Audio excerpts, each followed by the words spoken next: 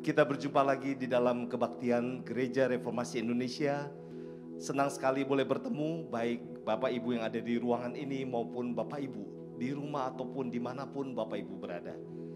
Salam untuk kita semua, salam sejahtera. Dan kiranya kebaktian hari ini akan menjadi berkat khusus karena mulai hari ini sampai 5 minggu ke depan akan ada seminar tengah tahun yang membahas topik menarik sekali mengenai teologi di dalam ibadah. Sebelum kita memulai ibadah kita, mari kita saksikan video klip pelayanan dari Gereja Reformasi Indonesia dengan mitranya Yayasan Pama dan Yayasan Mika.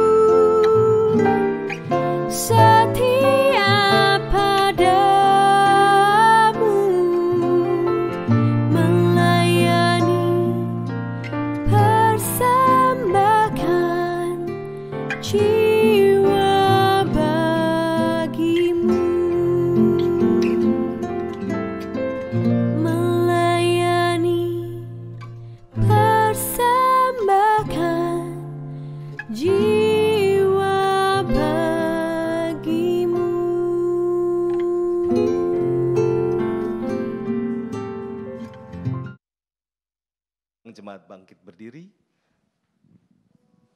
Mari kita mengambil waktu berdoa secara khusus, secara pribadi di hadapan Tuhan. Di dalam waktu teduh ini mohon pimpinan Roh Kudus supaya kehadiran kita di dalam ibadah minggu hari ini menjadi satu kekuatan baru, pemahaman baru, satu semangat baru, dan satu keteguhan iman yang baru. Mohon Tuhan berbicara kepada kita secara pribadi. Kita datang sebagaimana kita ada di hadapan Tuhan. Barangkali ada banyak hal persoalan di hidup kita, tapi kita mau kebaktian hari ini mengubah hidup kita, menolong kita. Kasih karunia dan damai sejahtera dari Allah Bapa kita dan dari Tuhan Yesus Kristus menyertai kita sekalian dalam ibadah minggu ini. Dan Roh Kudus menolong kita untuk mengerti dan bertumbuh. Salam bagimu sekalian yang dikasihinya. Amin. Sungguh besar anugerah Tuhan dan kita mau datang kepadanya sebagaimana kita ada di dalam ibadah ini. Ku ada sebagaimana ku ada.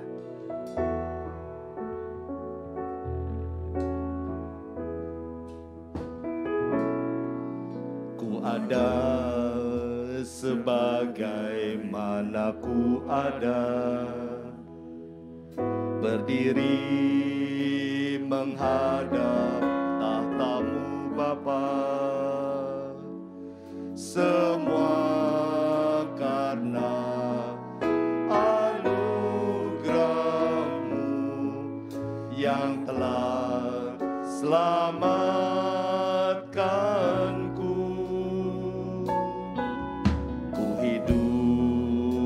Dalam segala kelimpahan, ku siap untuk melayani Tuhan. Semua karena anugerah-Mu tercurah bagiku. Katakan, besar anugerah-Mu.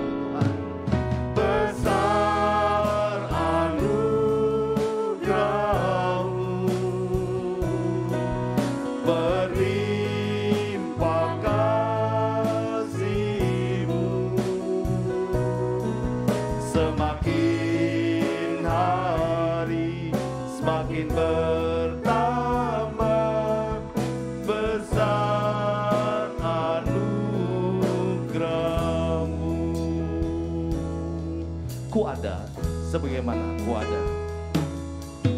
Ku ada sebagaimana ku ada, berdiri menghadap tahta-Mu Bapa. Semua karena anugerah-Mu yang telah selamatkanku. Ku hidup dalam segala kelimpahan, ku siap untuk melayani Tuhan. Semua karena anugerah-Mu tercurah bagiku. Katakan, besar anugerah-Mu. Besar anugerah-Mu, berlimpah kasih-Mu. Semakin hari semakin bertambah, besar anugerah-Mu. Semakin hari semakin bertambah, semakin hari semakin bertambah, besar anugerah-Mu. Semakin hari semakin bertambah, semakin hari semakin bertambah, besar anugerah-Mu.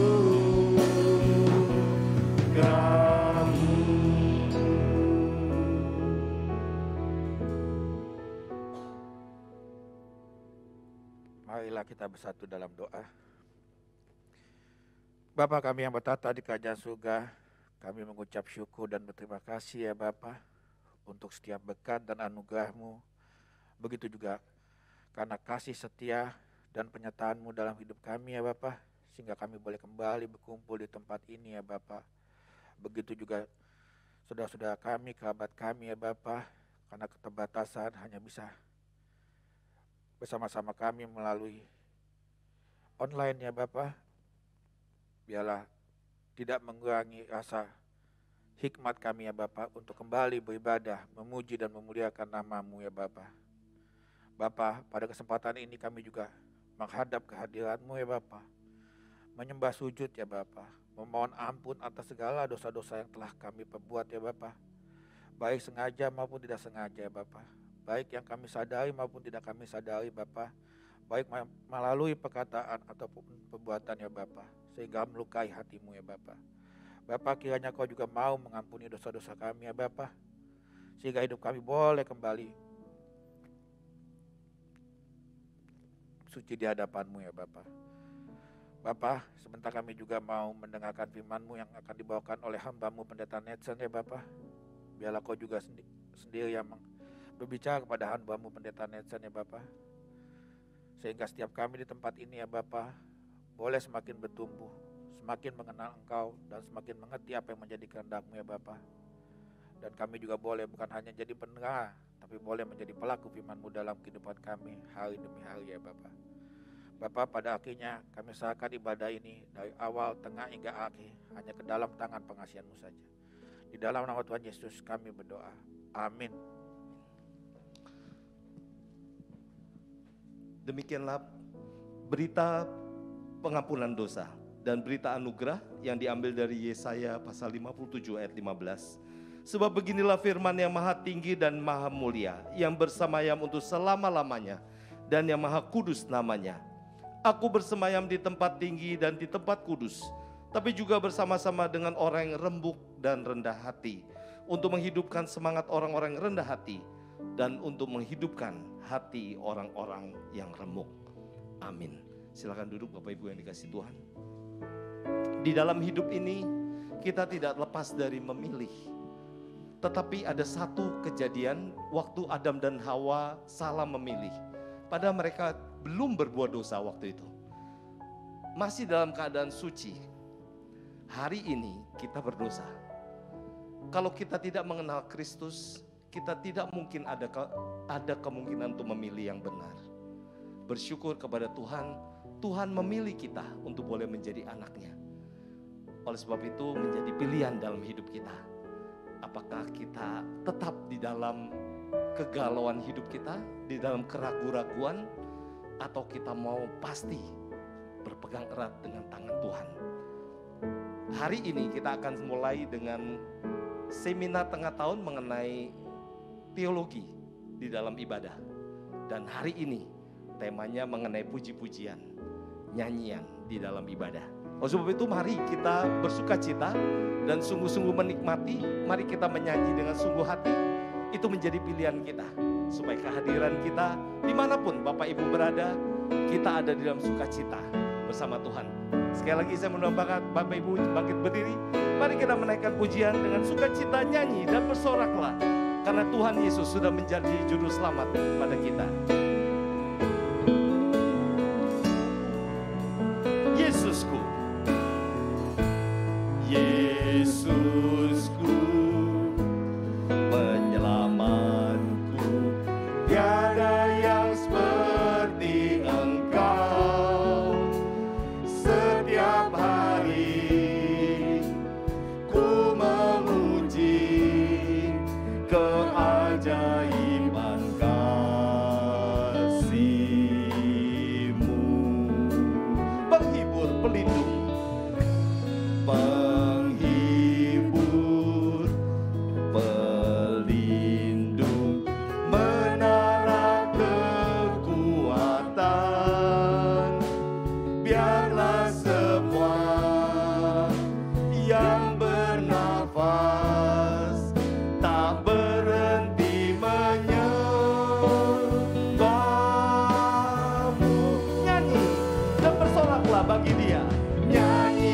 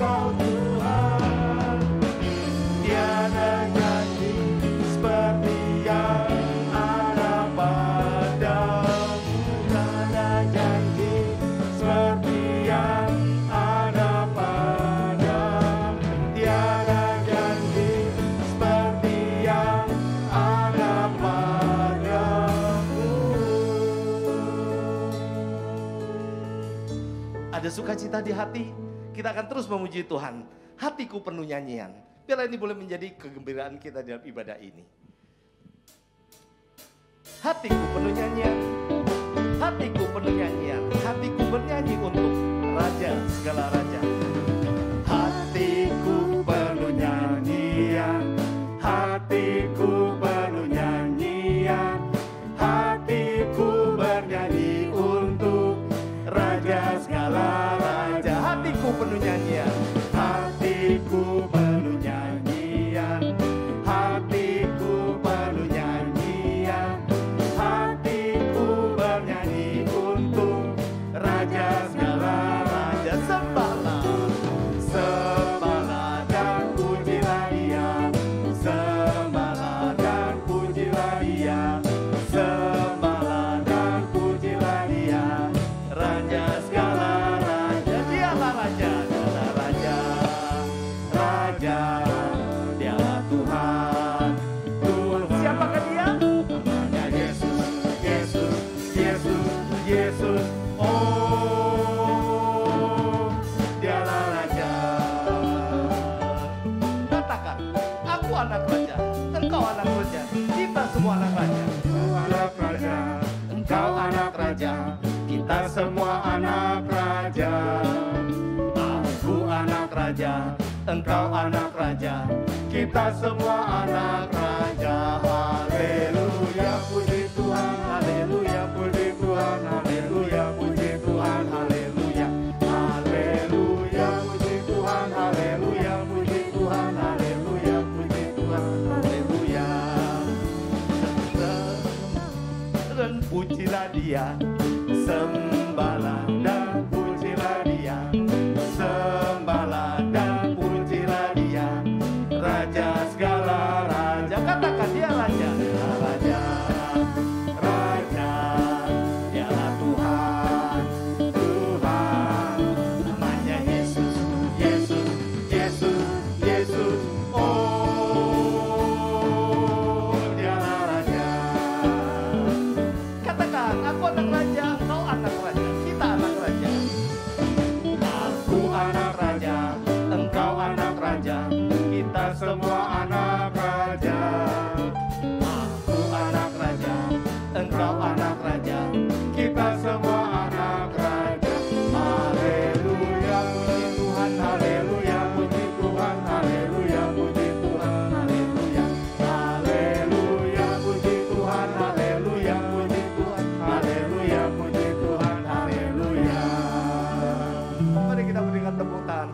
Yesus yang manis. Silakan duduk Bapak Ibu yang kasih Tuhan. Kita mempersiapkan hati kita untuk mendengarkan firman Tuhan. Teologi ibadah, ritual dan spiritual itu menjadi tema besar. Dan hari ini pujian dalam ibadah menjadi tema minggu ini. Masih ada 4 minggu yang akan datang. Total 5 minggu seminar tengah tahun tentang teologi beribadah. Kiranya ini menjadikan kita semakin mengerti apa sih yang kita lakukan di dalam ibadah kita. Kenapa sih kita harus lakukan itu dan lain-lain. Dan nanti Pendeta Netsen akan menyampaikan untuk kita semua. Ya, bela lagu Rindu Sungaimu Tuhan seperti rusa. Itulah jiwa kita yang rindu diisi oleh kebenaran firman Tuhan. Bela firman Tuhan hari ini melalui seminar memenuhi hasrat hati kita. Seperti rusa. Seperti rusa rindu sungaimu jiwaku rindu Engkau. Kaulah Tuhan hasrat hatiku rindu menyembahmu. Engkau kekuatan dan perisaiku. Engkau kekuatan dan perisaiku. Kepadamu rohku berserah.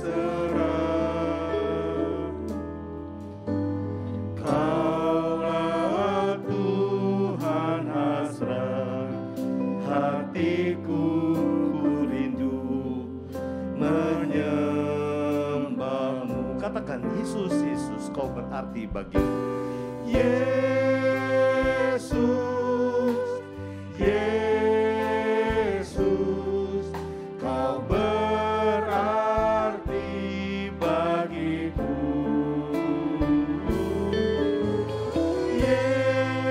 Yesus, Yesus kau segalanya bagiku. Jadikan ini doa kita naikkan pujian ini sekali lagi. Seperti rusa rindu sungaimu. Seperti rusa rindu sungaimu, jiwaku rindu Engkau.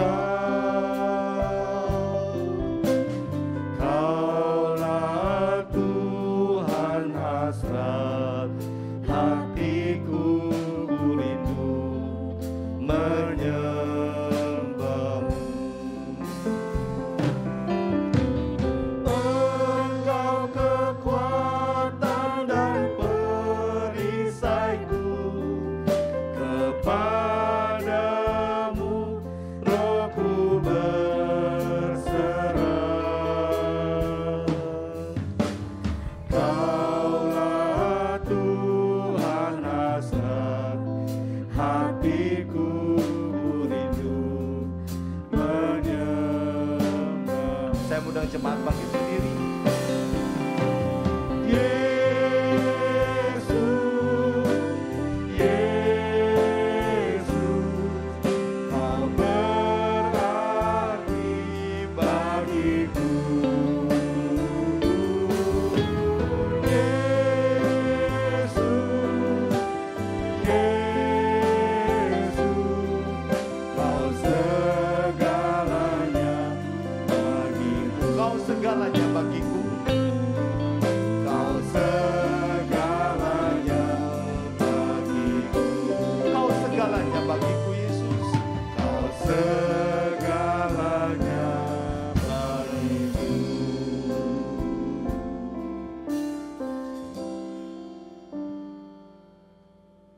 Benar ya Tuhan, Engkau segalanya bagi kami. Oleh sebab itu kami sungguh datang dan bersyukur kepadamu di Minggu Kudus hari ini.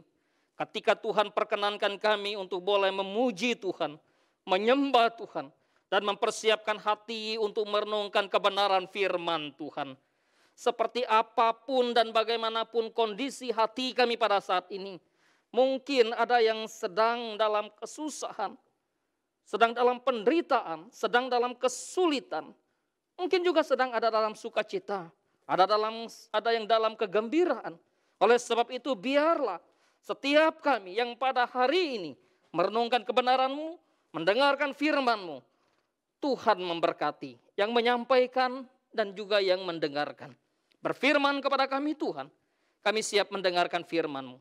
Di dalam nama Tuhan Yesus Kristus kami berdoa, kami memohon. Amin. Silakan duduk.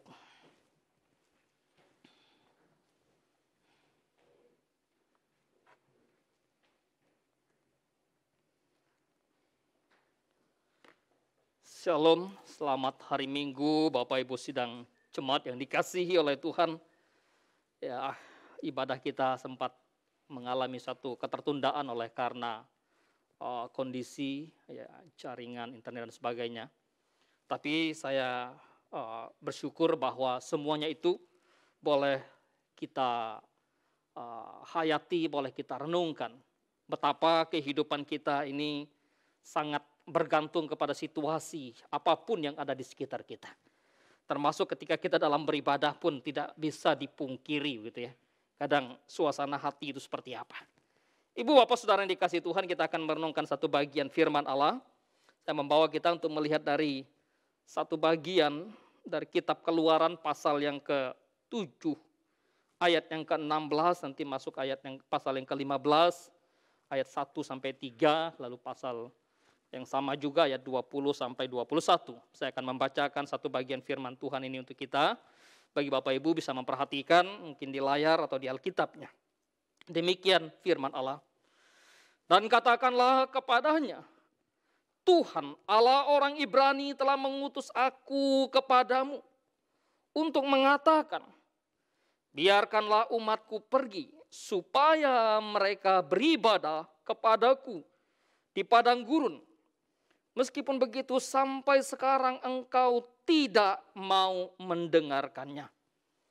Pasal yang ke-15 ayat 1 sampai 3. Pada waktu itu Musa bersama-sama dengan orang Israel menyanyikan nyanyian bagi Tuhan yang berbunyi, baiklah aku menyanyi bagi Tuhan, sebab ia tinggi, luhur, kuda dan penunggangnya dilemparkannya ke dalam laut.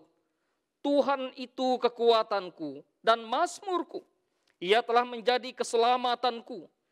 Ia Allahku, kupuji dia. Ia Allah Bapakku, kuluhurkan dia. Tuhan itu pahlawan perang. Tuhan itulah namanya. Ayat yang ke-20 sampai 21. Lalu Miriam Nabiah itu, saudara perempuan Harun mengambil rebana di tangannya. Dan tampillah semua perempuan mengikutinya, memukul rebana serta menari-nari. Dan menyanyilah Miriam memimpin mereka. Menyanyilah bagi Tuhan, sebab ia tinggi luhur. Kuda dan penunggangnya dilemparkannya ke dalam laut. Bapak Ibu saudara-saudara yang terkasih di dalam nama Tuhan Yesus Kristus.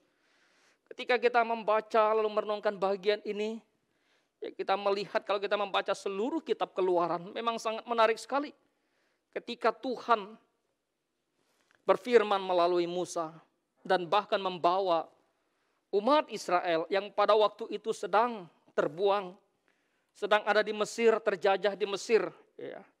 Mereka menjadi budak di Mesir, lalu bagaimana Tuhan mengutus Musa untuk membawa bangsa Israel keluar dari tanah Mesir. Supaya apa? Jelas tujuannya adalah supaya mereka beribadah kepada Tuhan. Ketika kita beribadah, kenapa sih kita beribadah? Apa sih ibadah itu? Pemahaman yang benar akan mempengaruhi seluruh tindakan kita. Sebaliknya, pengertian yang salah akan membuat kita salah dalam bertindak, salah dalam melakukan segala sesuatu. Karena itu, jangan pernah tidak mengerti untuk apa kita ibadah. Jangan pernah tidak mengerti kenapa Tuhan menginginkan kita untuk beribadah. Jelas ketika kita berbicara tentang ibadah, sebelum nanti kita masuk ke dalam satu bagian tentang pujian dalam ibadah. Saya ingin membawa kita untuk melihat satu bagian tentang ibadah itu sendiri apa. Sebetulnya kalau kita memperhatikan, merujuk kepada kata yang dipakai oleh Alkitab untuk menggambarkan, untuk menjelaskan tentang apa itu ibadah. Ya, ibadah itu sudah sejak Adam dan Hawa, kata itu sudah dipakai. Ketika Tuhan menempatkan Adam di tengah-tengah Taman Eden, untuk apa? Untuk mengusahakan, untuk menata layan. Maka kata yang dipakai sebetulnya adalah kata yang juga untuk ibadah. Karena itu ibadah merujuk kepada satu tindakan. Kalau dipakai oleh Musa dalam Keluaran tadi, kata ibadah juga dalam terjemahan lain menggunakan berbakti. Supaya mereka beribadah kepadaku. Supaya mereka berbakti kepadaku. Supaya mereka melayani aku. Kata yang lain juga dipakai untuk ibadah itu. Tentu saja kepada Allah di situ, bukan? Beribadah kepada Allah. Beribadah ke atas. Beribadah bukan kepada sesama. Pertama kepada Allah. Tentu selain beribadah, berbakti, melayani Allah. Kata yang dipakai dalam terminologi avodah atau awat itu adalah bekerja. Pekerjaan, melakukan segala sesuatu. Disinilah kita memahami bahwa ibadah bukan hanya sekedar bagaimana kita datang ke gereja.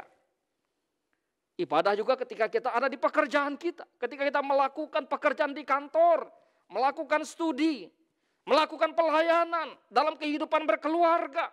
Dan seluruh aspek kehidupan kita sebetulnya adalah gambaran ibadah kita kepada Allah. Wah, kalau begitu saya nggak mau ibadah ke gereja, Pak. Cukup aja. Di kantor kan saya sudah beribadah. Nggak bisa. Ngapain juga ke gereja? Toh juga di keluarga saya ibadah. Toh juga saya bekerja di kantor ibadah. Kalau begitu untuk apa saya datang lagi bersekutu bersama dengan umat-umat Tuhan yang lain? Ya. Ingat bahwa ada aspek ritual dan ada aspek spiritual. Aspek ritual bagaimana Tuhan juga menentukan hal-hal yang dilakukan oleh umat Tuhan, oleh umat Israel. Tetapi aspek ritual itu kalau tidak ada aspek spiritualnya di sana akan menjadi celaan. Akan menjadi sesuatu yang tidak menyukakan hati Allah, yang tidak menyenangkan hati Tuhan. Karena itu tidak jarang ketika umat Israel beribadah kepada Allah dan Tuhan menolak ibadah mereka. Tuhan justru mencela mereka. Percuma bangsa ini datang kepadaku. Dengan bibir mulut mereka, mereka memuji aku. Tapi hati mereka jauh daripada aku.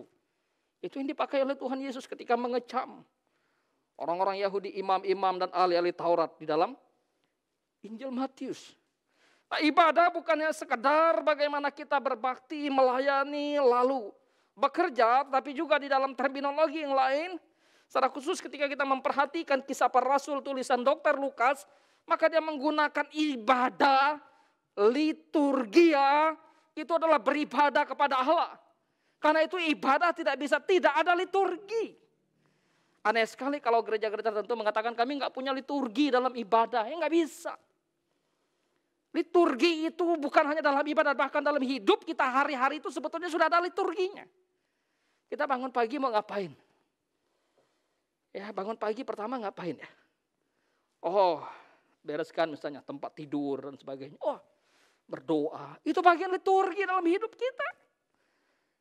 Ya, kalau anak-anak dulu kan biasanya waktu masih SD, bangun tidurku terus mandi, tidak lupa menggosok gigi gitu ya. Habis mandi saya membantu ibu, menolong ibu membersihkan tempat tidurku. Ya. Kalau sekarang mungkin ada satu perubahan sedikit ya. Bangun tidur kira-kira saya lihat HP ada ya WA masuk enggak gitu kan. Ada pesan apa hari ini? Ya, ada keuntungan apa yang kemudian dapatkan? Ada bisnis apa hari ini? Ya, itu bagian liturgi. Dan liturgi itu sebetulnya memandu kita, menolong kita untuk hidup kemudian secara teratur. Tapi terkadang bukan kita yang mengendalikan liturgi, karena liturgi itu yang kemudian mengatur kita lagi. Ya, beribadah kepada Allah. Kemudian Paulus juga menggunakan kata lateria di dalam suratnya kepada jemaat di Roma. Secara khusus ya Roma pasal 12 ayat 1, saya pikir bahwa kita semua sangat familiar dengan ayat itu. Karena itu persembahkanlah seluruh hidupmu, persembahkanlah tubuhmu sebagai persembahan yang hidup. Ibadah adalah mempersembahkan keseluruhan kehidupan kita, mempersembahkan seluruh tubuh kita. Karena itu Paulus berbicara kepada jemaat di Korintus, tidak ada satu titik, satu bagian hidup pun dari kehidupan, dari anggota tubuh kita, dari fisik kita ini yang tidak dipersembahkan kepada Allah. Nggak bisa gitu kan. Misalnya, wah saya mempersembahkan hidup saya kepada Allah, tapi tangan nanti dulu ya, nggak bisa. Tangan nggak usahlah untuk Allah. Ya, wah kaki saya persembahkan untuk memberitakan Injil, tapi telinga saya misalnya mendengarkan yang bukan kebenaran. Misalnya. Nggak bisa.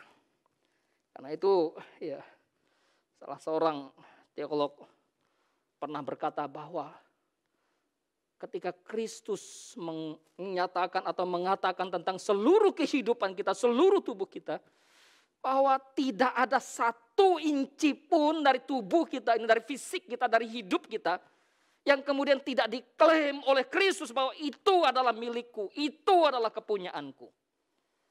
Ya, seluruhnya. Ini sebetulnya ketika kita memahami bagian ini, mestinya mempengaruhi kehidupan kita. Ketika kita ada dalam kesendirian, seperti apa sih? Ketika kita sedang di ruang kantor sendiri, kita ngapain? Ketika kita sedang kuliah, kita sedang ngapain? Ketika kita sedang dalam perjalanan, kita sedang ngapain? Ya, kalau orang Kristen memahami bagian ini sungguh-sungguh bahwa betapa agungnya kehidupan kita. Kemudian apa yang disampaikan oleh Yakobus juga yang menggunakan kata yang berbeda lagi tentang ibadah. Tereskeia, Yakobus menggunakan bagian itu suatu pelayanan yang menggambarkan satu tindakan yang dilakukan oleh seseorang percaya kepada orang lain yang lebih lemah daripada dia. Karena itu ibadah yang sejati adalah bagaimana seseorang mengunjungi yatim piatu, ya para janda miskin, dan melakukan satu perbuatan yang baik, yang benar untuk mereka. Itulah gambaran ibadah. Ya. Jadi sebetulnya sangat lengkap, sangat komplit ya. Sehingga ketika bagian ini disampaikan, maka sebetulnya kita menyadari bahwa ibadah merupakan satu pelayanan yang dipersembahkan. Pelayanan yang dinyatakan dalam ketaatan kepada Allah. Yang dipersembahkan kepada Allah, suatu ketaatan di hadapan Tuhan. Ketaatan kepada Allah. Tidak hanya dalam konteks arti ibadah di bait Allah ketika berdoa, tetapi juga ketika keluar gereja.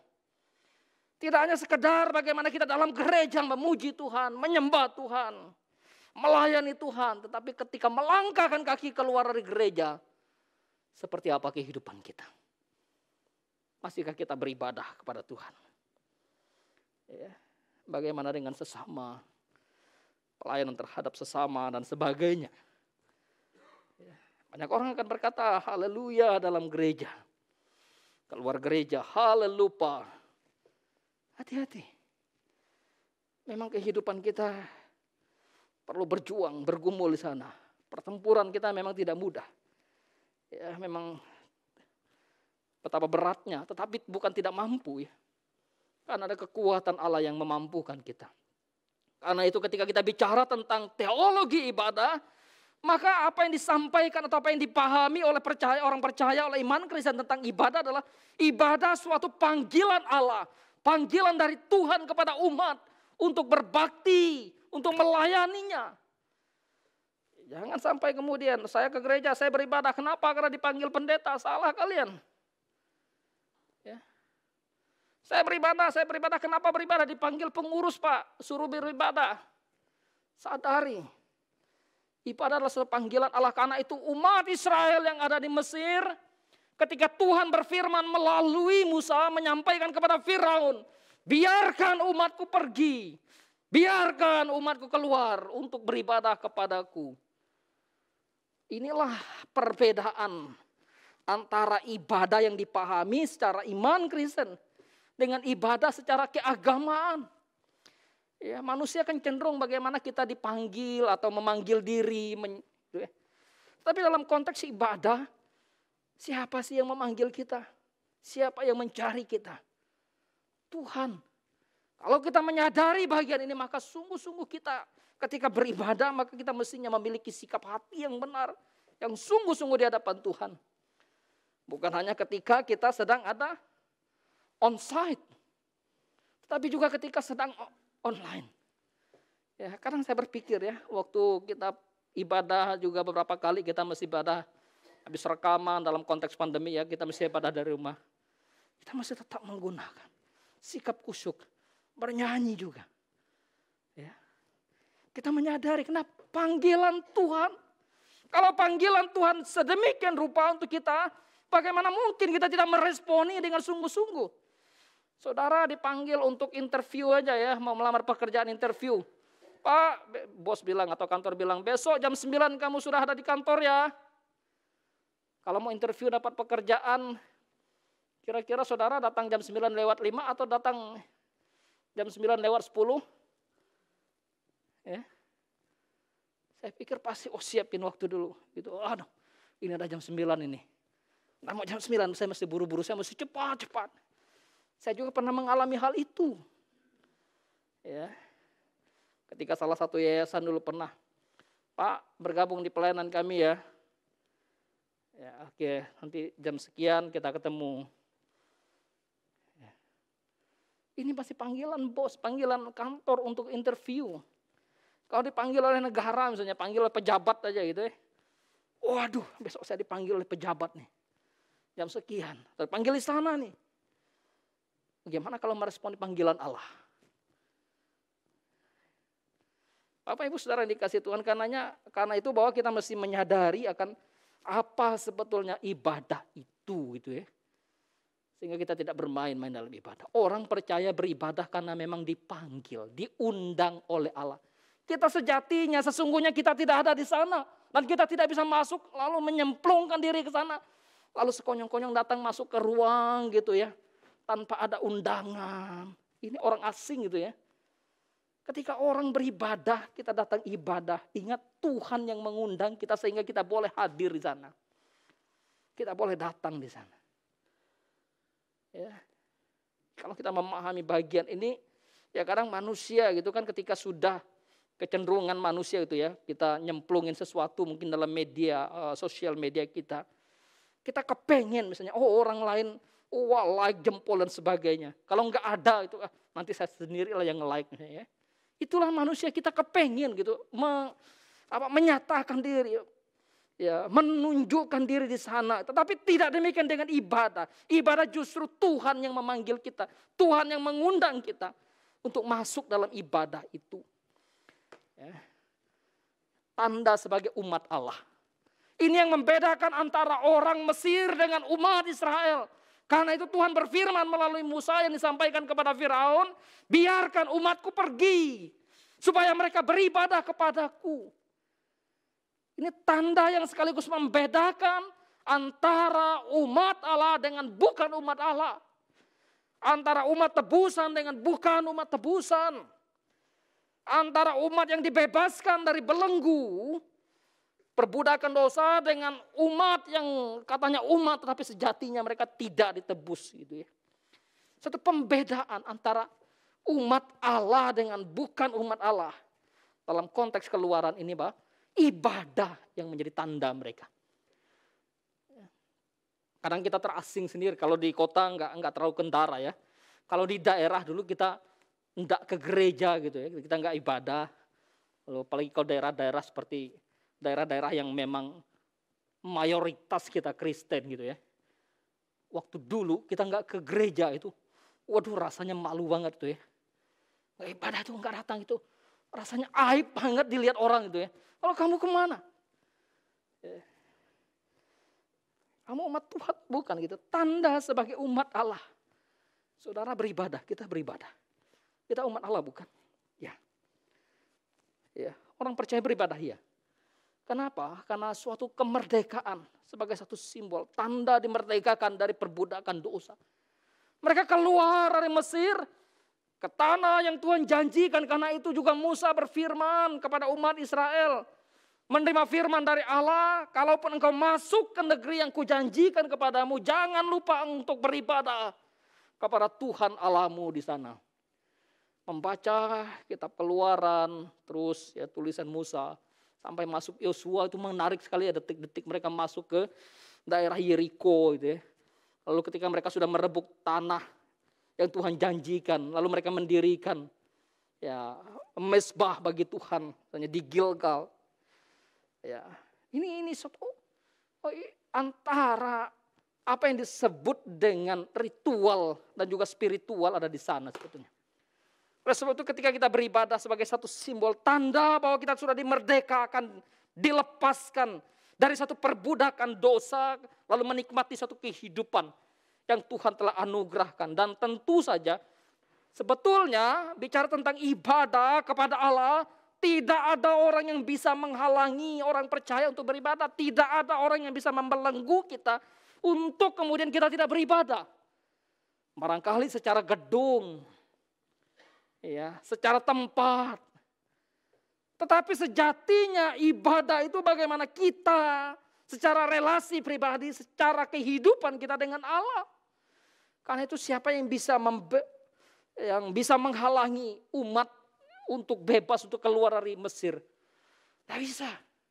Firaun yang menyatakan kekuatannya begitu dengan tangan besinya, dengan kudanya, dengan keretanya, alutsista yang begitu canggih untuk menghalang umat Israel supaya mereka tidak keluar, nggak bisa. Ya.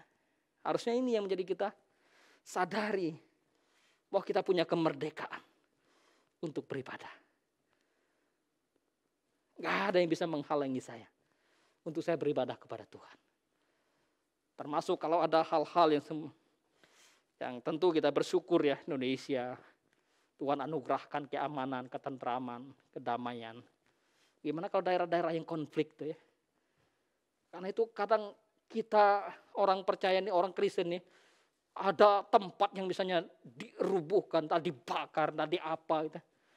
Masih tetap haleluya, puji Tuhan, bernyanyi. Satu luar biasa. Gak ada yang bisa menghalangi. Kenapa? Karena kitalah pribadi, kitalah hidup, kitalah diri, kitalah manusia. Inilah yang adalah gereja yang sejati. Ya, oleh sebab itu ketika kita beribadah kepada Tuhan, maka tidak ada yang bisa menghalangi. Termasuk ketika COVID ini, walaupun secara pertemuan tatap muka kita masih terbatas, tapi karena ada fasilitas, maka Bapak Ibu Saudara kita bisa beribadah dari rumah. Bisa beribadah yang di rumah sakit, bisa di rumah sakit gitu ya. Nah, di dalam bagian ini tadi maka kita melihat bagaimana ketika umat Israel sudah dilepaskan, dibebaskan dari perbudakan Mesir, lalu mereka keluar. Apa yang disampaikan oleh Musa? Musa membawa umat Israel bernyanyi. Musa bernyanyi bersama dengan orang-orang Israel. Jelas ketika kita memuji Tuhan, bernyanyi Tuhan, bernyanyi bagi Tuhan di dalam ibadah, arah nyanyian kita mesti jelas. Arah pujian kita kepada siapa? Arah pujian kita adalah kepada Allah. Bernyanyilah bagi Tuhan. Karena itu waktu kita nyanyi, kita bersyukur gitu ya. Ada teman-teman, ada pengurus, ada jemaat yang begitu kritis. Pak, ini lagu ini kayaknya nggak pas ini. Lagu ini teologinya agak miring-miring ini itu ya. Saya pernah satu kali dikirimi oleh orang gitu ya. Tolong bantu dong subscribe ini untuk YouTube saya. Dia nyanyi salah satu lagu yang memang tidak kita nyanyikan di gereja ini kan. Saya katakan ya enggak mungkin saya mau subscribe gitu. Kok saya mendukung itu, saya sendiri juga enggak menganggap satu pujian itu adalah satu pujian yang memiliki teologi yang baik, teologi yang benar. Lalu diminta untuk subscribe gitu ya. Coba saudara kira-kira pikir, yuk, ya pujian itu gitu kan, saudara tidak, saya enggak fair, kayaknya enggak setuju, enggak pas ini untuk saya. Lalu diminta oleh teman saya, teman kalian, kalau kalian subscribe dong, dukung dong. Apa yang kalian lakukan? Kalian klik aja, sebetulnya sama dengan kalian sendiri juga menyanyikan. Menyetujui. Ya. Mesti fair. Mesti berani. Walaupun ya bukan karena kurang satu orang yang like, ya, barangkali tidak mempengaruhi jumlah follower dia. Tapi mari kita melihat bahwa Musa dengan jelas mengatakan di dalam tulisan ini, mari bernyanyi bagi Tuhan. Nyanyian disampaikan kepada Allah, nyanyian untuk Tuhan.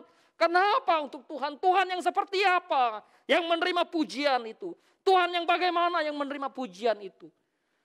Ya, kenapa mesti untuk Tuhan? Pujian itu kepada yang maha tinggi. Ya. Nyanyian itu dari ciptaan, dari yang rendah kepada yang tinggi. Karena itu malaikat pun memuji Tuhan.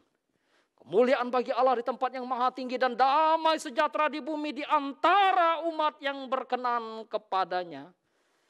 Di dalam peristiwa kelahiran Tuhan Yesus, malaikat pun memuji Tuhan. Ya, nyanyian itu disampaikan kepada Tuhan karena memang Musa mengenal siapa Tuhan itu. Ya, kalau manusia kan, saya bernyanyi untukmu, saya membuat lagu untukmu, untuk kekasihku gitu ya. Kalau orang patah hati, buatlah patah hati lagunya. Kalau lagi jatuh cinta, buatlah syairnya yang jatuh cinta. Ya. Tapi nyanyian kepada Tuhan memang sungguh luar biasa apa yang disampaikan oleh Musa. Karena itu ketika bernyanyi, pujian di dalam jemaat, pujian di dalam ibadah. Ya, mesti terarah, terfokus kepada Allah. Tetapi juga isi atau konten dari satu pujian itu, tujuannya itu adalah satu kebesaran Tuhan. Perbuatan ajaib yang Tuhan kerjakan. Keselamatan yang Tuhan berikan. Merayakan cinta kasih Tuhan. Itulah pujian kita. Ya, hati-hati. Sekarang penyesatan bukan hanya sekedar melalui, kamu gak boleh ke gereja. Penyesatan juga bisa melalui satu puji-pujian. Penyesatan itu juga bisa melalui lagu yang tanpa sadar kalau kita tidak filter. Itu mempengaruhi ya, kehidupan kita. Karena itu kan kita gak terima lagi lagu ya. Untuk anak-anak sekolah minggu kan gak dipakai lagi. King Kong badannya besar. Gitu ya. Apa-apaan. Begitu banyak lagu yang berbobot, bernilai, memiliki teologi yang indah. Ya. Makanya sebetulnya saya rindu ya teman-teman anak muda yang memang di bidang musik apa skala bisa membuat satu lagu untuk anak-anak kita. Ya, atau teman-teman di komisi-komisi, ayo. Ya. Kenapa? Karena lagu itu suatu pengajaran. Pengajaran yang disampaikan melalui satu pujian. Pengajaran yang disampaikan melalui nyanyian. Bukan hanya sekedar ini kita nyanyi ada lagu yang viral atau yang sangat lagi hits ini lagu ini itu ya. Gak boleh. Ya. Jadi apa yang menjadi konten dari nyanyi, konten dari lagu adalah narasinya nyanyian tentang kasih Tuhan. Itulah yang disampaikan Musa. Kalau kita membaca Mazmur 98 ayat 1 gitu ya. Termasuk dalam nyanyian. Baik nyanyian Maria dan juga nyanyian Zakaria. Mereka selalu melihat bagaimana kebesaran Tuhan. Termasuk nanti kalau kita melihat satu bagian dalam perjanjian baru. Ya walaupun tidak dalam bentuk seperti syair lagu. Tetapi satu kata atau kalimat yang sebetulnya dinyanyikan di dalam konteks jemaat gereja mula-mula. Nah bicara tentang pujian dalam ibadah. Maka alasan nyanyi jelas disampaikan di sana. Kemenangan, keselamatan yang telah Allah kerjakan. Penindasan yang telah Allah kalahkan. Penindasan yang telah dihancurkan oleh Allah. Karena itu ketika Musa dan umat Israel bernyanyi. Sebagai satu respon syukur mereka kepada Allah. Sukacita mereka kepada Allah. Kalau begitu Pak, kenapa waktu orang bersedih menyanyi? Kenapa waktu orang berduka menyanyi? Ingat, kematian orang percaya adalah berharga di mata Tuhan. Waktu kita kehilangan secara manusia, kita ditinggalkan. Karena itu ada nyanyian juga. Ada ratapan. Ada penghiburan, karena itu bicara tentang lagu, pujian. Itu satu penghiburan, kekuatan, ratapan, syukuran. Ya, kemenangan yang disampaikan kepada Allah melalui kata-kata. Ini sebetulnya disampaikan oleh Martin Luther juga ya. Di dalam sebuah pandangannya bahwa puji-pujian itu adalah firman Allah yang dinyanyikan. Ketika Luther menganut satu prinsip teologi kata ya, theology of word, maka dia mengatakan nyanyi itu pun adalah firman yang disampaikan. Karena itu ketika umat datang beribadah, umat pun sedang melayani Allah dalam puji-pujian. Umat bukan penonton. Sehingga hanya yang ada di panggung saja. Oh, yang melayani Tuhan tidak. Kan kalau bayangkan kalau tidak ada umat gitu ya, walaupun misalnya dalam konteks pandemik kita pernah kosong, hanya WL, tapi ingat, kita ada satu persekutuan ya, dengan jemaat Tuhan di rumah. Umat pun sedang melayani Allah lewat pujian, nyanyian. Ya. Oleh sebab itu ketika kita bernyanyi, ya, nyanyian pujian atau bernyanyi memuji Tuhan melibatkan seluruh aspek kehidupan yang lahir dari sikap hati. Ya, bernyanyi dan bersoraklah bagi Tuhan dengan segenap hati. Itulah yang disampaikan Paulus dalam tulisannya kepada orang-orang percaya, mendorong jemaat Tuhan mula-mula baik di Efesus maupun di Kolose. Dalam konteks itu adalah Paulus bicara tentang umat yang telah ditebus, umat yang telah dilahir barukan, manusia baru. Ya. Jemaat sebagai terang di sana.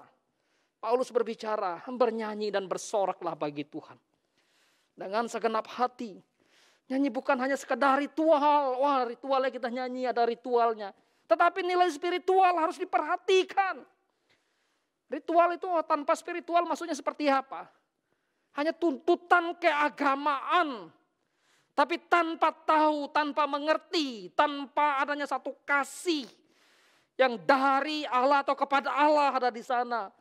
Karena itu ketika umat Israel bernyanyi, memuji Tuhan dalam ibadah mereka, Tuhan melakukan apa kepada mereka? Tuhan muak.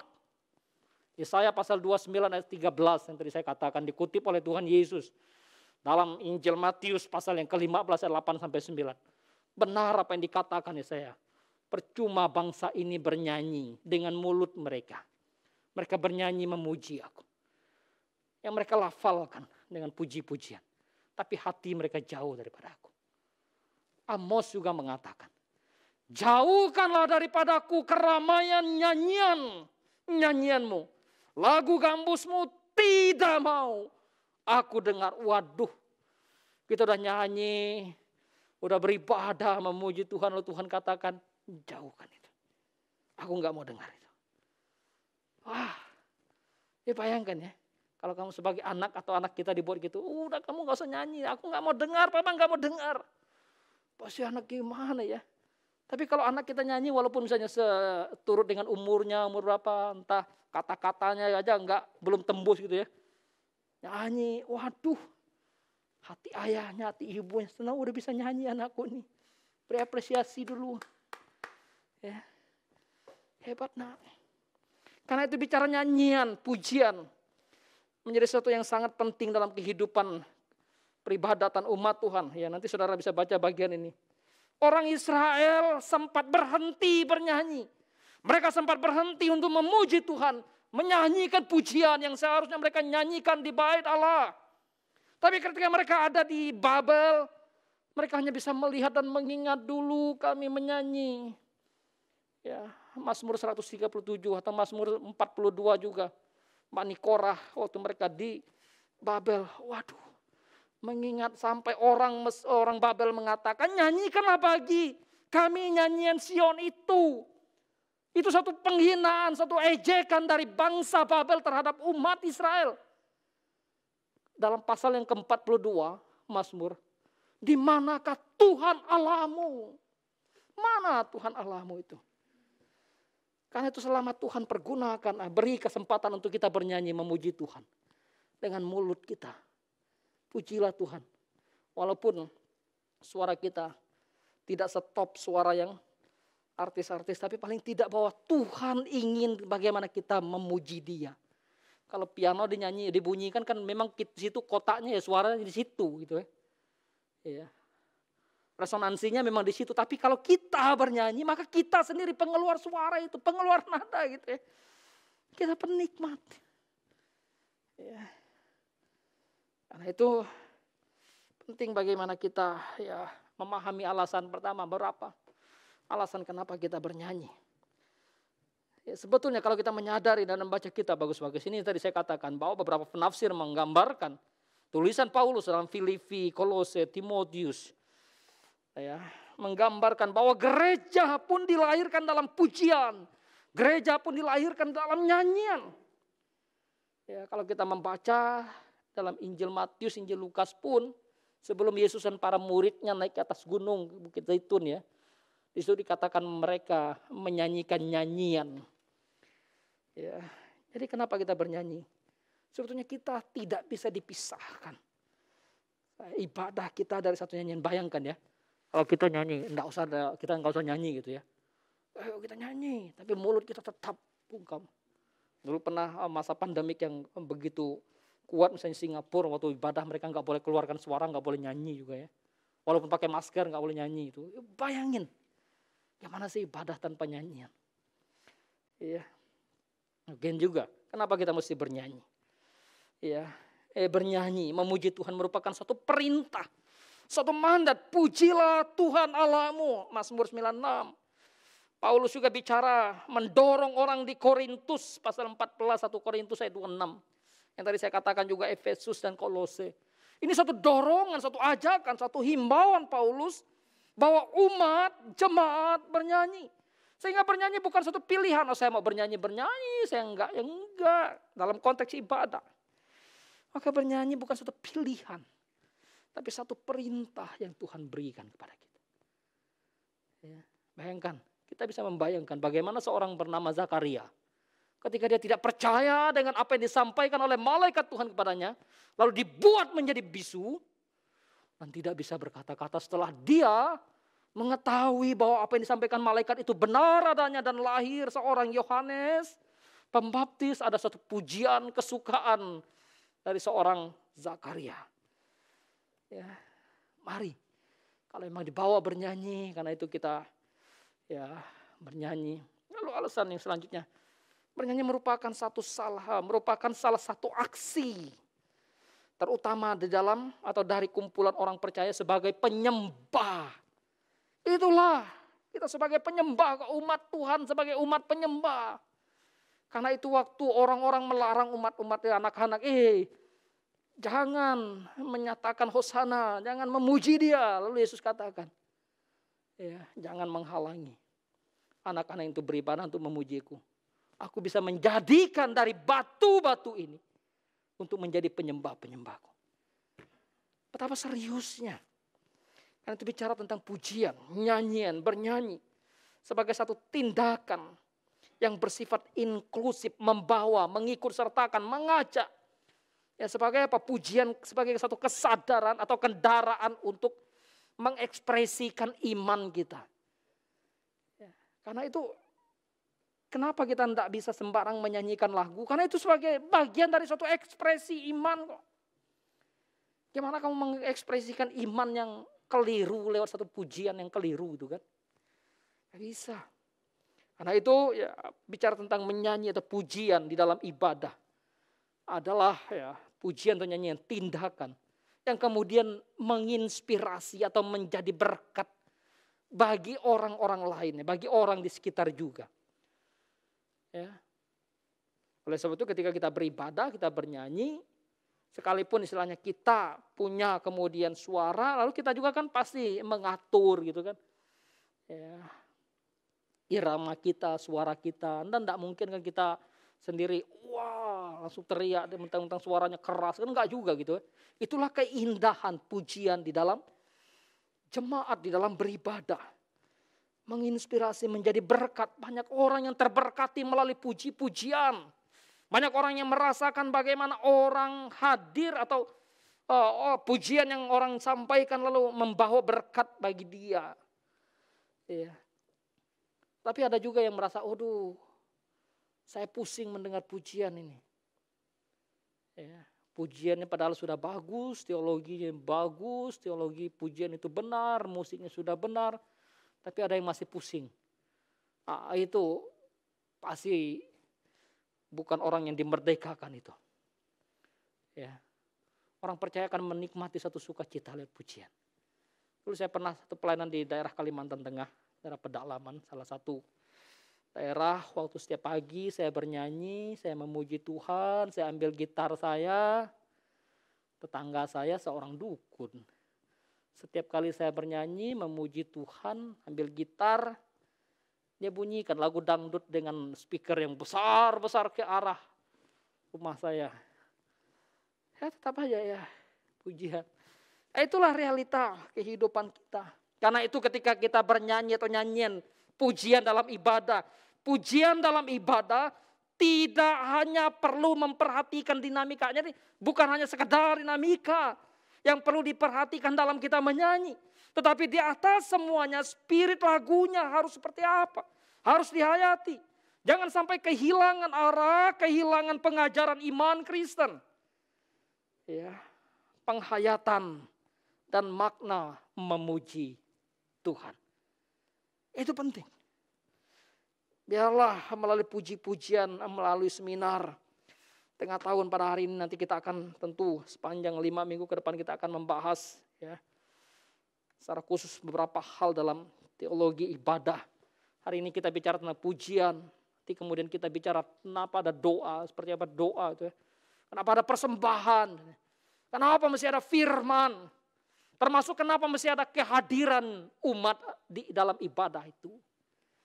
Tapi hari ini secara khusus kita mau bicara tentang pujian di dalam ibadah.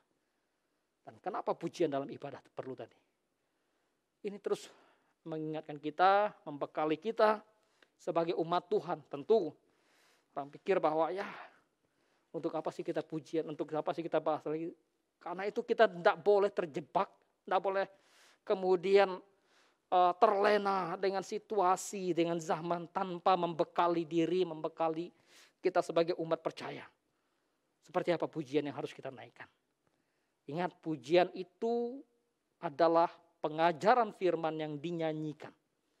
Pujian itu adalah doa yang disampaikan melalui lagu. Karena itu kata-katanya, pilihan teologinya ya harus tepat, harus benar ya. Sempat beberapa waktu lalu pas event, Pak, ya ada beberapa, kok lagu ini tempat masuk dalam event Natal ya. Aduh, salah lagi, kita nggak filter, lupa nggak filter lagi ya. Karena itu kita saling mengingatkan ya satu dengan yang lain. Nanti panitia selanjutnya juga teman-teman di persekutuan, ayo filter lagu ini. Apalagi dulu ya almarhum Pak Bikmenus sangat ketat dengan lagu-lagu juga. Mesin. Ya. Kalaupun ada lagu yang baru, ada lagu apa, mari filter lagi, lihat lagi. Layak enggak? Cocok enggak? Emang harus itu lagu gitu ya? Emang enggak ada pilihan lagu lain? Karena itu kita bersyukur ya ada lagu pujian, pembukaan, pengakuan dosa, lalu pujian kegirangan, lalu ada pengantar firman, persembahan, lalu ada lagu lagi, ya, lagu tema, lagu respon terhadap firman itu. Gitu ya. Itu kalau kita lihat, ya, kalau Bapak Ibu kemudian ikuti, hayati, itu mestinya mengarahkan kita kepada satu arah di dalam ibadah yang sedang berlangsung di tema hari itu. Ya, biarlah Tuhan menolong kita, Tuhan memimpin kita, selamat untuk menikmati setiap puji-pujian di dalam ibadah dan menyanyikan dengan benar, ya, memilih lagu dengan benar.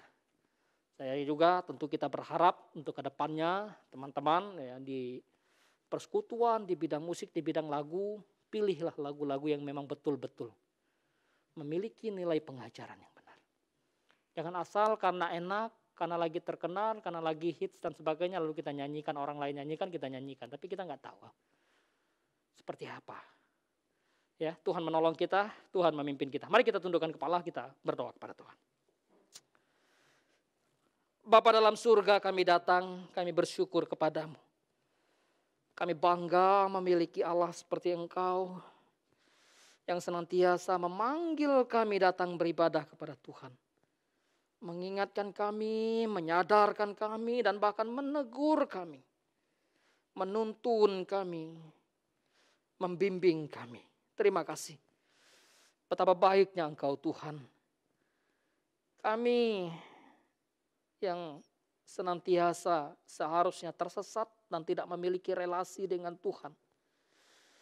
Kami yang seharusnya karena dosa, karena kesalahan, karena pelanggaran, yang tidak memiliki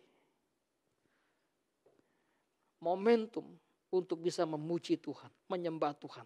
Namun Tuhan mengasihi kami sehingga Tuhan memanggil kami dalam ibadah kudus. Terima kasih Tuhan. Engkau mempersekutukan kami dengan umat-umat tebusan-Mu. Dan bahkan memberikan kepada kami kesempatan untuk saling melayani. Lewat puji-pujian. Dan lebih daripada itu kami melayani Allah. Lewat pujian kami, lewat nyanyian kami. Lewat penyembahan kami.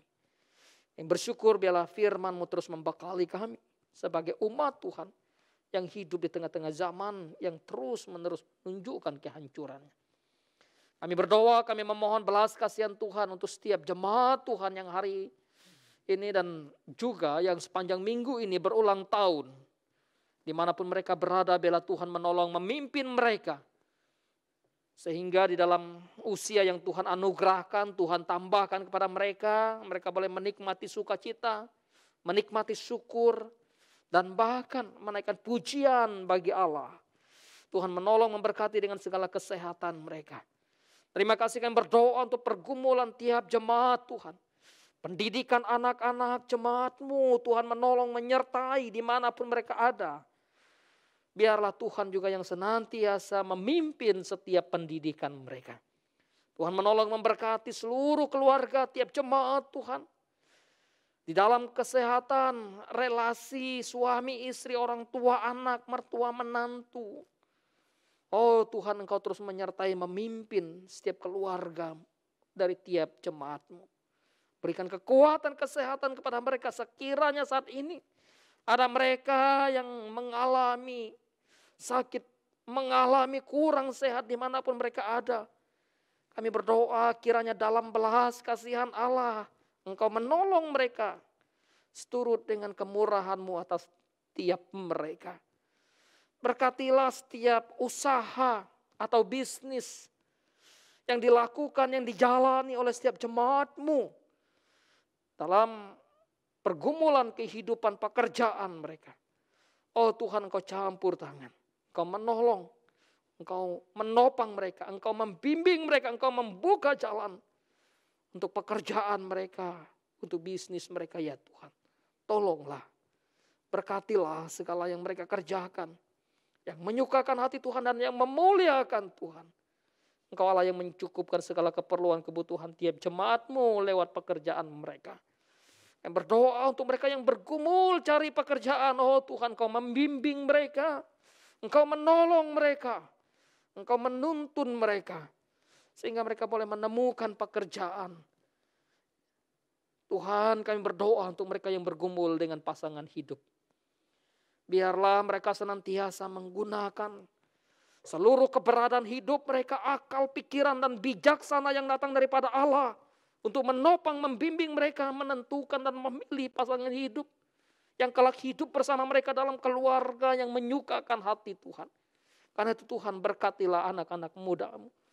Berkatilah jemaat-Mu yang bergumul dengan pasangan hidup mereka. Pertumbuhan iman tiap jemaat-Mu. Oh Tuhan, kami terus berdoa memohon cinta kasih Tuhan. Atas setiap kehidupan mereka. Atas pertumbuhan iman mereka. Anugerah Allah yang terus memelihara. Sekalipun dalam situasi yang sulit, biarlah iman mereka tetap bertumbuh. Oleh karena anugerah yang terus memelihara mereka dari Tuhan. Lewat firman, lewat saat teduh mereka, lewat doa mereka. Tuhan menolong, menopang mereka. Kami terus berdoa untuk bangsa dan negara kami. Untuk pemimpin bangsa ini dari tingkat tertinggi sampai ke tingkat daerah. Anugerahkan kepada mereka hikmat bijaksana yang datang dari Allah untuk memimpin bangsa ini. Biarlah mereka disertai oleh Tuhan sehingga setiap keputusan di tengah-tengah bangsa, pemerintahan bangsa ini senantiasa dalam campur tangan Tuhan. Secara khusus untuk keamanan bangsa kami. Tuhan yang terus menjaga, memelihara, memberkati para aparat keamanan Polri, TNI. Tuhan juga yang memberkati para tenaga kesehatan, dokter medis. Tuhan juga yang senantiasa memberkati tiap pegawai di rumah sakit dan setiap orang yang mengambil bagian. Baik itu pihak swasta maupun setiap warga di tengah-tengah bangsa ini. Yang senantiasa memperhatikan kehidupan berbangsa dan bernegara. Secara khusus dalam menangani pandemi COVID. Biarlah Tuhan memberkati. Para ekonom yang memperhatikan perekonomian bangsa ini juga Tuhan yang terus menolong, menopang mereka. Sehingga perekonomian bangsa kami terus diberikan kemajuan oleh Tuhan. Dan rakyat, masyarakat menikmati kesejahteraan yang datang daripada Allah. Terima kasih Tuhan. Yang berdoa mengucap syukur untuk vaksinasi yang terus dilakukan. Baik yang sudah maupun yang sedang dan yang akan, biarlah Tuhan campur tangan. Sehingga semua boleh berjalan dengan baik. Bangsa kami boleh menikmati segala anugerah, pemeliharaan Tuhan. Terpujilah nama Tuhan. Di dalam nama Tuhan kami Yesus Kristus kami naikkan doa ini. Amin. Saya mengundang Bapak Ibu jemaat Tuhan untuk bangkit berdiri.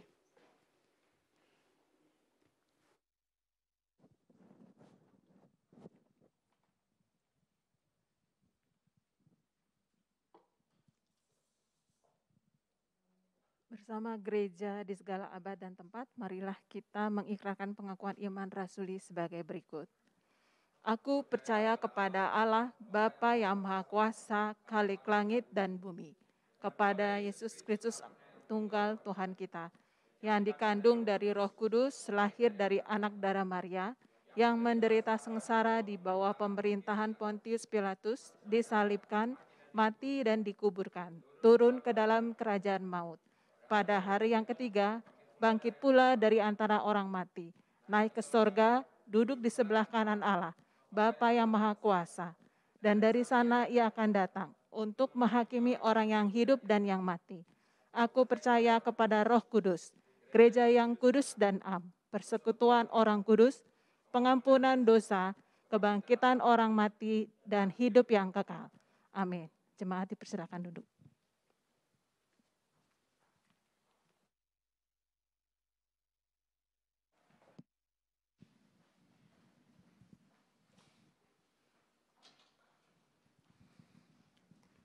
Bapak Ibu yang dikasihi Tuhan, kita mengucap syukur sudah mendapatkan pengajaran di kebaktian hari ini. Tadi seperti diingatkan oleh Pendeta Netson, sebetulnya seluruh apa yang ada pada hidup kita adalah milik Tuhan. Dan hidup kita adalah merupakan bagian dari ibadah kita, ada liturgi di dalamnya. Jadi ada sebuah buku bagus sekali, The Liturgy of the Ordinary gitu ya. Jadi bagaimana kita melihat hidup kita, hari-hari kita itu sebetulnya ada pesan firman di dalamnya. Ya boleh menjadi bagian kita, dikala kita menikmati hari-hari kita, sebetulnya kita sedang beribadah kepada Tuhan. Dan kali ini, ya terima kasih Pak Netson untuk firman Tuhan hari ini. Dan kita sekarang diberikan kesempatan untuk menyiapkan persembahan kita. Ada 2 kantong, operasional gereja dan untuk kepanitiaan. Bapak Ibu yang memerlukan amplop bisa mengangkat tangan, nanti pengurus bisa memberikan kepada Bapak Ibu. Yang abu-abu untuk operasional, yang merah untuk kepanitiaan. Kita siapkan persembahan kita. Ayat pengantar firman diambil dari Kolose pasal 3 ayat 17. Demikian firman Tuhan. Dan segala sesuatu yang kamu lakukan dengan perkataan atau perbuatan, lakukanlah semuanya itu dalam nama Tuhan Yesus sambil mengucap syukur oleh Dia kepada Allah Bapa kita. Amin. Terima kasih Tuhan, menjadi pujian yang mempersiapkan kita untuk masuk di dalam persembahan kita. Silahkan Bapak Ibu menyiapkan yang terbaik bagi Tuhan. Kita naikkan pujian ini dengan penuh sukacita, karena Tuhan sudah memberkati kita terlebih dahulu. Terima kasih Tuhan untuk kasih setiamu. Terima kasih Tuhan untuk kasih setiamu yang ku alami dalam hidup Terima kasih Yesus untuk kebaikan-Mu sepanjang hidupku. Terima kasih Tuhan untuk kasih setia-Mu yang ku alami dalam hidupku.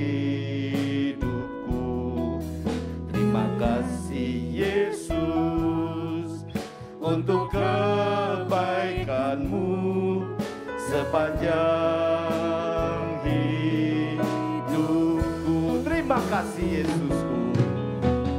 Terima kasih Yesusku buat anugerah yang Kau beri. Sebab hari ini Tuhan adakan syukur bagimu. Terima kasih Tuhan. Terima kasih Tuhan untuk kasih setia-Mu yang ku alami dalam hidupku. Terima kasih Yesus untuk kebaikan-Mu sepanjang hidupku. Saya menggunakan cepat bangkit berdiri. Terima kasih Yesusku buat anugerah yang Kau beri. Sebab hari ini Tuhan adakan syukur bagimu. Sebab hari ini Tuhan adakan. Sebab hari ini Tuhan adakan syukur bagimu. Sebab hari ini Tuhan adakan. Hari ini Tuhan adakan syukur bagimu.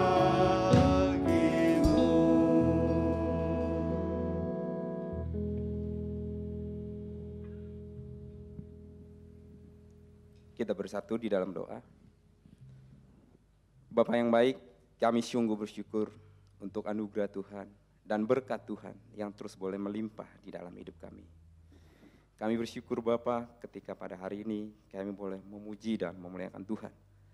Di tengah keterbatasan, tapi kami tetap menikmati anugerah Tuhan yang berlimpah. Bersyukur untuk kebenaran firman Tuhan yang boleh disampaikan hamba-Mu, Pendeta Netsen, yang mengajar kami untuk boleh bisa ke sana dalam menyanyikan pujian ketika beribadah. Biar kiranya Tuhan pada hari ini kami boleh diingatkan, supaya kami lebih teliti dan lebih boleh menikmati Tuhan ketika kami menyanyikan pujian. Justru mengingatkan kami betapa mulia, betapa baiknya, betapa pantasnya Tuhan yang harus ditinggikan dan dipuji. Bapa yang baik, kami sungguh bersyukur ketika kami mendapat anugerah boleh memberikan persembahan pada hari ini. Kami sungguh sadar bahwa semuanya adalah bersumber daripada Engkau. Oleh karenanya Tuhan, ingatkan kami, supaya kami senantiasa boleh memberi dengan sukacita, memberikan yang terbaik untuk hormat dan kemuliaan bagi nama Tuhan. Bapa yang baik, kiranya Tuhan berkenan juga memberkati setiap pengurus yang akan mengelola persembahan ini, supaya boleh digunakan dengan baik dan takut akan Tuhan. Inilah doa dan ucapan syukur kami, yang kami nyanyikan hanya di dalam nama Tuhan Yesus Kristus yang telah mengajar kami berdoa. Bapa kami yang di sorga, dikuduskanlah nama-Mu, datanglah kerajaan-Mu, jadilah kehendak-Mu di bumi seperti di sorga. Berikanlah kami pada hari ini makanan kami yang secukupnya, dan ampunilah kami akan kesalahan kami, seperti kami juga telah mengampuni orang yang bersalah kepada kami. Dan janganlah membawa kami ke dalam pencobaan, tetapi lepaskanlah kami daripada yang jahat, karena Engkaulah yang mempunyai kerajaan dan kuasa dan kemuliaan sampai selama-lamanya. Amin. Jemaat tetap berdiri. Di penghujung ibadah kita akan membaca bersama petunjuk hidup baru. Biarlah ini memang menjadi tekad kita setelah mendengarkan firman Tuhan untuk memasuki minggu yang baru. Mari kita baca bersama-sama petunjuk hidup baru yang diambil dari Mazmur pasal 96 ayat 2. Menyanyilah bagi Tuhan, pujilah namanya, perbarkanlah keselamatan yang daripadanya dari hari ke hari. Amin. Mari kita terus melakukan ini. Hidup kita menjadi puji-pujian di hadapan Tuhan. Dan kita boleh setia kepada Tuhan sampai akhir hidup kita. Biar ini boleh menjadi tekad kita sekaligus doa kita pribadi di hadapan Tuhan. Seperti wanita mengurapimu. Seperti wanita mengurapimu, menangis di bawah kakimu. Demikian hidupku mau mengasihimu. Yesus, Engkau baik bagiku sampai akhir. Ku menutup mata, ku tetap setia menanti janjimu sampai ku dapatkan mahkota kehidupanku. Ku tetap setia, ku melayanimu.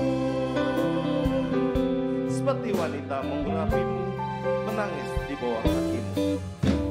Seperti wanita mengurapimu, menangis di bawah kakimu. Demikian hidupku mau mengasihimu. Yesus, Engkau baik bagiku sampai akhir. Ku menutup mata, ku tetap setia menanti janjimu sampai ku dapatkan mahkota kehidupanku. Ku tetap setia, ku melayanimu. Ku tetap setia, ku tetap setia, ku melayanimu. Ku tetap setia, ku tetap setia, ku melayanimu.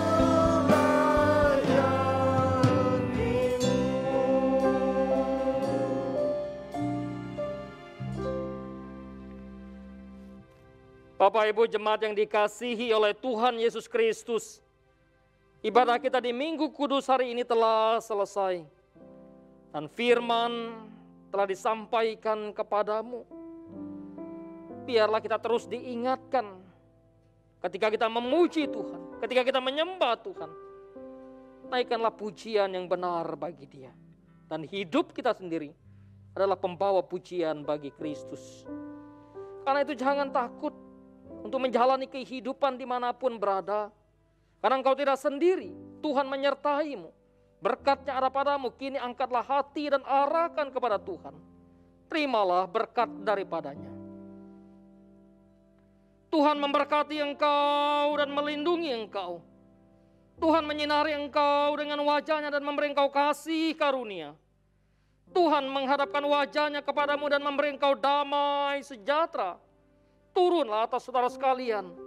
Kasih karunia dan damai sejahtera dari Allah Bapa kita di surga. Persekutuan yang indah dalam Tuhan kita Yesus Kristus. Pimpinan, kekuatan, penghiburan, pengajaran dari Allah Roh Kudus. Terus menyertai saudara. Dari sekarang sampai kesudahan zaman. Dia menemukan kita sebagai penyembah-penyembah yang benar. Amin. Haleluya, haleluya,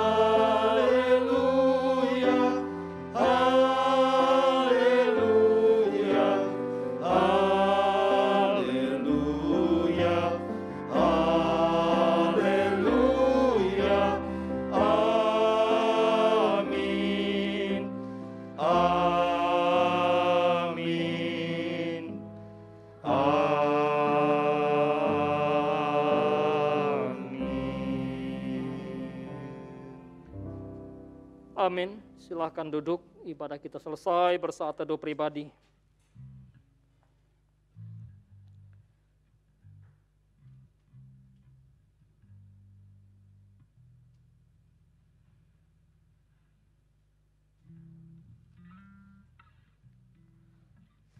Amin.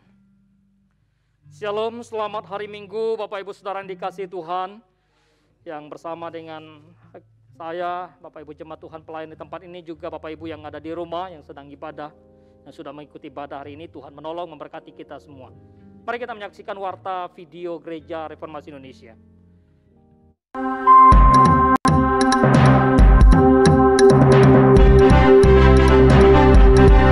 Gereja Reformasi Indonesia, misioner dan kritis, melayani, menjawab dan memenuhi kebutuhan umat di segala abad.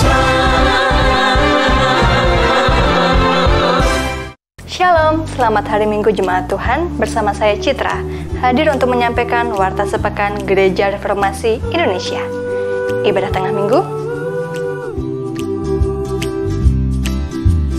Tangan Tuhan sedang merendam suatu karya yang agung mulia. Saatnya kan tiba nanti, kau lihat pelangi kasih-Nya. Saatnya kan tiba nanti. Info lain yang perlu Anda ketahui. Pelangi kasih-Nya.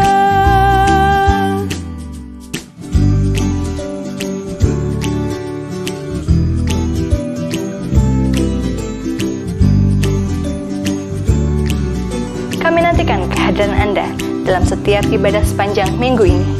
Dan demikianlah warta sepekan Gereja Reformasi Indonesia, dari kita, oleh kita, untuk kemuliaan nama Tuhan kita Yesus Kristus, Kepala Gereja. Tuhan Yesus memberkati dan salam sejahtera. Sejahtera, selamat ulang tahun bagi Bapak Ibu Jemaat Tuhan yang berulang tahun sepanjang minggu ini. Tuhan menolong, Tuhan memberkati dengan segala kekuatan, kesehatan, sukacita dan sejahtera dari Tuhan. Dan untuk setiap kita, mari kita terus menjaga kesehatan kita, memperhatikan atau menerapkan protokol kesehatan dimanapun kita berada. Tetap harus menjaga diri. Ya. Dan tentu Bapak Ibu Jemaat dikasih Tuhan, kita masih kegiatan kita tengah minggu masih online, masih melalui Zoom. Karena itu mari yang belum bergabung ya di ibadah doa pagi PA atau di Cafe Break dan juga di tengah minggu PO juga Antioquia Ladies Fellowship ya, itu jam istirahat biasanya kantor, Bapak Ibu juga bisa mengikuti. Tuhan menolong, Tuhan berkati kita. Selamat hari Minggu. Ibadah kita selesai.